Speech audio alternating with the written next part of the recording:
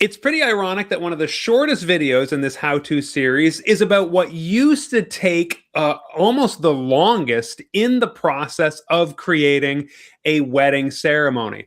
Today we are here for step part chapter 9, the storyboard speech section. This is where you will finish finessing your officiant speech for your wedding ceremony, and it all happens right inside Officiantly. Most importantly, with all the information you need to write and finish your speech right there at your fingertips. Everything that was generated by the couple, by the friends and family, and by the love story caster in the previous step is going to be laid out in what we call the storyboard inside Officiantly. So the benefit to you here, of course, is that you don't need to manually pull any of this stuff together. The story has been generated by the love story caster. The answers your couples sent in about what they love about each other, those are inside there as well. And the answers of the friends and family who responded to the questionnaire about what they love about your couple, those are also going to be there right at your fingertips. Now, the previous system that I had designed and taught inside Unboring Wedding Academy, what we used to have to do is go into all those Google Forms at this stage and copy and paste. Copy and paste your couple's answers, what they love about each other, each one of the marriers. Copy and paste each answer from each friend and relative, what they love about each other. Put them all in one document. This is what I taught, to have it all together in one place so that you could then look at that information and start to write out those sections. Now, I will tell you, you still need to manually write out those sections, but here I want to show you that everything is pasted there, and it's really just a process of editing down to create the sections we want inside the speech. This is going to make sense now when I show you what it looks like inside Officiantly. So let's go there now. So here we are inside Officiantly, inside the ceremony of Casey and Jordan. We have covered off all these steps: the wedding workshop, the script draft, this couple story questionnaire, couple story responses, the family and friends questionnaire, the family and friends responses, the love story caster, and now we are in the speech storyboard. Now, why do I call it the storyboard? Because we build out their story inside this area. We build out the speech inside this area. The story is inside the speech. And so when we storyboard something, we aggregate, we put together all that information that we need in one place so we can put our finishing touches on the speech and finish it up right here. So let's click inside, and I just need to show you a few parts here so that you can look at this and kind of interpret what you are seeing. So you're going to see here that this is not the script. The script is in a different place, right? It's in the other section, ceremony script draft. But here we're in the prepare final speech section, and it says this story is based on friends and family love abouts, couple love abouts, and the couple love story. Now, the couple love story I showed you is already in here, but I want to go through this chronologically so you can understand what you're seeing. In the center column here, you are seeing the speech. This is how you will read it inside the ceremony, and this is what is going to be imported into the final script. So we're concentrating on this center column as the actual speech that you are writing. So if that's true, what's going on with this column on the left-hand side here? The left-hand side is where we had Officiantly place the love about answers, what your couple love about each other and what their friends and relatives love about them.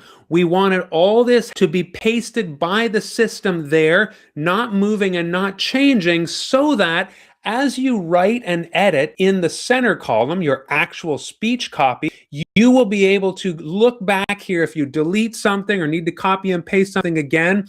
All the answers are here. What we didn't want you having to do was go out of Officiantly into a different document, swapping back and forth between apps. That's very inconvenient.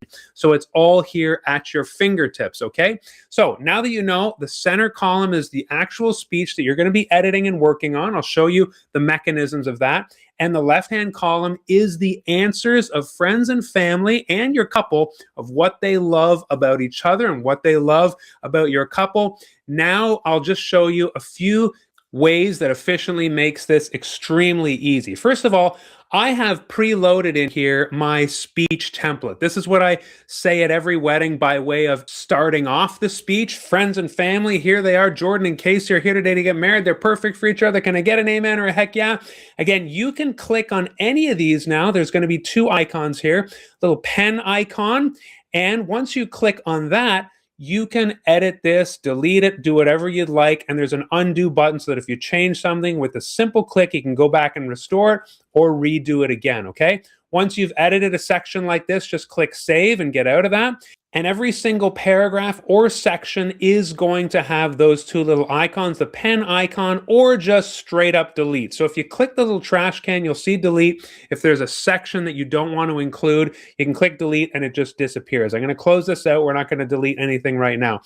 And this, remember, is from the wedding workshop where we answered yes, someone has passed away who we would like to commemorate.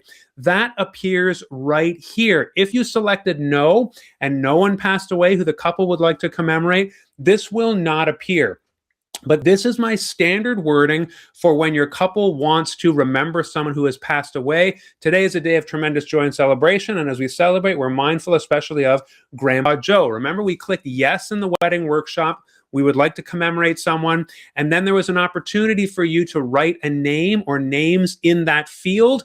And you would here write Grandpa Joe or any other people who the couple would like to commemorate. You want to make sure to edit this so it sounds right. Maybe you want to change the pronouns. Maybe you want to add or delete some lines here, but make sure it makes sense for you. This is going to be here only, again, if you need to commemorate someone who's passed away. Then I launch into basically how I introduce every story. Friends, how did we end up here today? How did these two people end up meeting, falling in love, etc.? I'd like to spend the next few minutes telling you a version of how this happened. So again, you can edit or delete. I'm not going to go through the whole speech like this because we're going to, again, be getting into my philosophy of how the story works. That is inside Unboring Wedding Academy. If you've taken the course, you're a member of the course, you don't want me getting into all that again here. We're just here to talk about the mechanics of how Officiantly works. But this right here, friends, is, and I showed you this in the previous video, where the Officiantly pasted the love story caster's story. It's all here. You can still go in and fully edit it. However, it is appearing here as one whole section, right? So whatever you want to do with this, select all, export it by hand, copy it, maybe run it through some more AI, paste it back in, add whatever. You can edit however much you want here, the same way you would any section, and click save to get taken out of it back to this interface.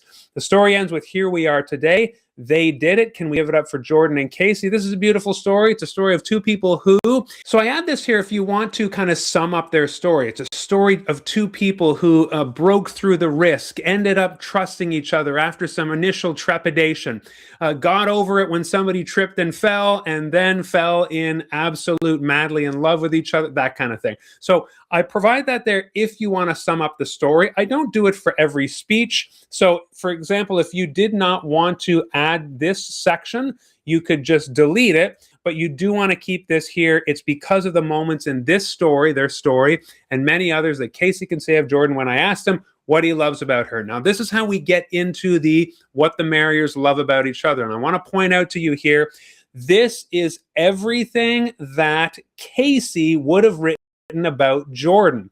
Jordan is the funniest, kindest, most caring, etc., etc. Verbatim, whatever your marrier wrote, it is going to appear here fully. And it's important for you to know that what it does is it mashes together both questions. What do you love about each other, and why are you getting married? Both of the answers that each marrier gave to those questions are going to appear here seamlessly. I've talked before about how I asked these two questions I mentioned in the questionnaire section. I asked them because I do tend to get different answers. It kind of primes a different pump for the couple, I've noticed, after years and years. So I just started asking, what do you love about each other? I get kind of a good set of answers around that. Why are you getting married? And that often unlocks a different door, and they answer in a different way. And this is how I find I can write a really good love about section. Not going to get into how to do that here in terms of best practices. I have a 10-point checklist here for love abouts. You can go inside Unboring Wedding Academy, and I teach you exactly how to write the perfect love about section, best practices, how it doesn't fail, etc. Now, I want to show you where, if you started editing this, say, and you deleted a whole bunch of it, and you felt like, oh my gosh, I wish I could go back and see what Casey originally answered. You can, right? You just scroll back up here, and you will see here, Casey, the headline here in bold, is the person who replied, "What do you love about your fiance?" I like to read this in this ceremony, so don't hold back. This is the exact question. I put this here for your reference. And now you get the answer. Jordan is the funniest, kindest, most caring, etc. And then you see this little icon here. This is so you can keep it straight in your mind that this is one person here. Why are you getting married and why now? That's the second question to Casey. From her gorgeous red hair, blue. This was shorter, as you can see. I do allow you to copy it here. So there's this little icon. If you click that, you can see how it says copy the text. If you need to bring that back down and copy the whole thing, like I said, it's already here in the appropriate spot in the speech. But if for some reason you needed to go in here and copy more of it again, you could do that here. And I just did that here. Edit away. You can find their full answers here. Same thing for Jordan. All of Jordan's answers are here. What do you love about your fiance? I like to read this, so don't hold back. So Casey is unfailingly loyal, etc., etc., etc. Why are you getting married? Casey brings me much sense of comfort and groundedness. So again, both are there. Now let's scroll down to the friends and family section. Once we get past Jordan says of Casey, when I asked her what she loves about him, there's that section. Now, Casey and Jordan are in love, and of course, they would gush about each other. Here's what friends and family have to say. I'm kind of paraphrasing that. You can edit that, of course, to match exactly how you'd like to say it. But now I want to show you this section, responses from friends and family to be added. That means you need to write these here, and I would recommend editing both the marriers. You don't ever want to kind of say it verbatim. I like to massage it. As I mentioned, I teach this in Unboring Wedding Academy. And here, I don't recommend that you say, David said, blah, blah, or down here, Christy said, blah, blah. That's not how I recommend writing this section. I recommend kind of making a mashup, eliminating duplications. Again, I have a best practices around this inside the course. But what you do want to do is click on this and you can start editing. You might want to delete this right off the bat. Delete what David said. This is here more for your reference. Delete what Christy said. And then start like looking for, like I said, similarities, way they run together perfectly. If you have 6 or 8 answers here, it can be quite long. But as I said to you, you don't want this section going very long anyway. Click save. And at any point, if you deleted or changed things around and you started kind of thinking to yourself, I'd really like to go back to what did David say exactly? They are going to be right here with the bold headings again. David's response, what do you love about the couple? This is exactly what David wrote, and you can copy it and paste it again if you need to. Christy's response, what do you love about the couple? It's going to be the same question. We only include the love abouts here. They balance each other out perfectly. Jordan can be anxious. Casey is much more level-headed, etc. And for everybody who answers, you're going to see their response about what they love about the couple listed here in the left-hand margin. So you are going to edit to your heart's content there. When you're done, just cover off the ending here. I do recommend one more edit, and that is down here. You're here to say publicly to us and each other that the bond that started to take root, and you see insert locations from the story. I really recommend, and I teach this in the course, and I've said that many times, but if you're looking for, well, how do I write this? That's inside the course, unboringweddingacademy.com. But here I recommend that you like kind of Polaroid pictures, provide locations from the story. The bond that started to take root, that early day at camp when you were teenagers, and then to that Italian restaurant, and then on the wharf by the water, that romantic night. You know, you just kind of refer to places they were throughout the story that you were already told. To jog people's memory, kind of like a flashback at the end of a movie, really pulls the heartstrings, ends the story absolutely beautifully, okay? And that's the end of the speech. I always wrap up the speech with the declaration of intent. Having said that, do you stand here today to give yourselves to each other in marriage? We do. Again, you can click on any of these sections, edit them, save them, and then you are done. Like I said, it used to be quite an effort to go in and pull together all that information and be flipping back and forth between documents or scrolling up. That's why in Efficiently, I wanted to make sure that the data, the information, the responses it's already right there. So all you have to do, like a master sculptor, is kind of chisel away at that block of marble and make it something really incredible. Efficiently makes it really easy to do that.